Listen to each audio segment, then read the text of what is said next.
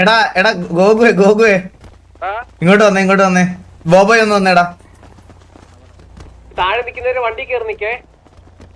ഇത് നമ്മുടെ ദൈവമല്ലേ അണ്ണ, അവന്മാര് ചന്ദ്രനെ കൊന്ന നമുക്ക് നല്ല കാര്യമല്ലേ? ഞാൻ എന്തൊരു മനുഷ്യനാടാ, ഗ്യാങ്ങല്ലടാ. അത് നമുക്ക് ഇതിപ്പോ റാശിനെ കിട്ടിയില്ല, റാശിനെ അവന്മാര് കൊന്നോന്ന് അറിഞ്ഞാൽ മതി, അല്ലേ ഒതുക്കി കാണും.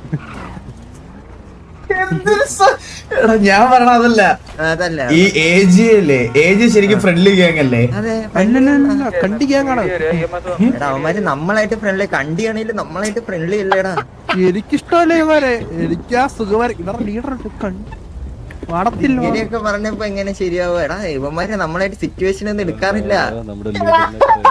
ഞാൻ പുറത്തു വന്ന കഥ എന്താടാ? എടാ ബോബോയ് ഞാൻ അതല്ല ചോദിച്ചേ. എന്താ?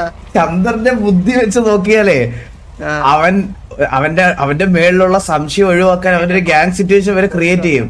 അത്രയ്ക്ക് കുരുട്ട് ബുദ്ധി ഉള്ളവനാ. അത് ശരിയാണ്, അത് ശരിയാ. അത് വെച്ച് നോക്കുമ്പോ അവന്മാര് ഫ്രണ്ട്ലിയാണ്. ബ്രോ എന്താണ് ഇവിടെ? നമ്മളിവിടെ ഒരു ഗ്യാങ്